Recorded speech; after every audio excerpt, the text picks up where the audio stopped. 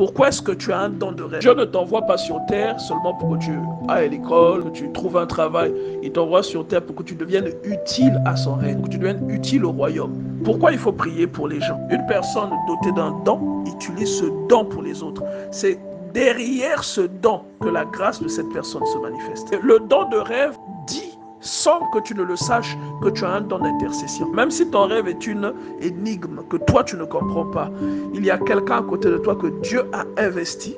Et cette personne a ce qu'on appelle le don de discernement des anges, des signes et des présages. C'est une personne qui comprend les choses que les gens rêvent. En fait, c'est un don spirituel. Elle va te dire ce que Dieu te dit dans ce que tu ne comprends pas. Donc si tu rêves que Dieu t'annonce une chose et que quelqu'un qui sait interpréter les rêves t'explique que ce que Dieu te demande, c'est de prier pour cette personne, tu ne peux pas dire que je me suis fatigué de prier. Quelqu'un qui a un don doit utiliser ce don pour les autres. Il faut même prier pour des sujets.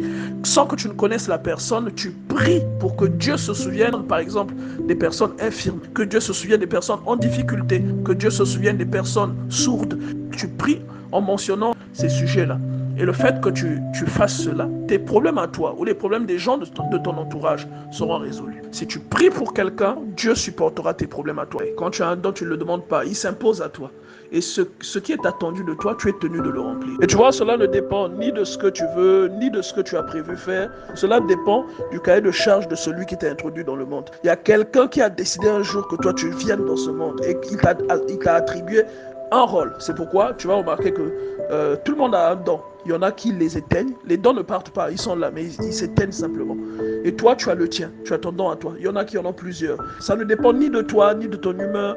Ça dépend de la personne qui t'a introduit sur la terre, en fait. Elle t'a introduit pour un but. Et ce but-là contribue à répondre son règne. Parce que tu peux me dire, moi, je n'ai pas demandé à avoir ce don.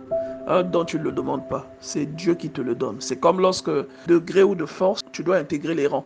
Par exemple, à l'époque en France, il y avait le service militaire obligatoire. C'était pour s'assurer que lorsqu'il y a une invasion militaire, les jeunes pouvaient défendre le pays. On leur donnait une instruction militaire.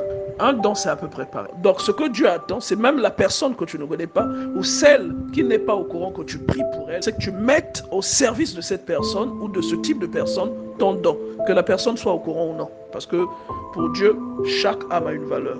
Il se pourrait que la responsabilité pour que cette personne fasse ce que Dieu attend d'elle soit liée à tes prières. Tes prières vont contribuer à emmener cette personne là où Dieu l'attend. Aujourd'hui, tu peux y croire ou ne pas y croire, mais ça ne change pas le fait que ces choses-là soient vraies. La Bible les atteste. La plupart des rêves que tu fais ne sont pas des simples rêves. Ce sont des messages ou des visions que tu as. Tous les rêves ne sont pas des messages et tous les rêves ne sont pas des visions.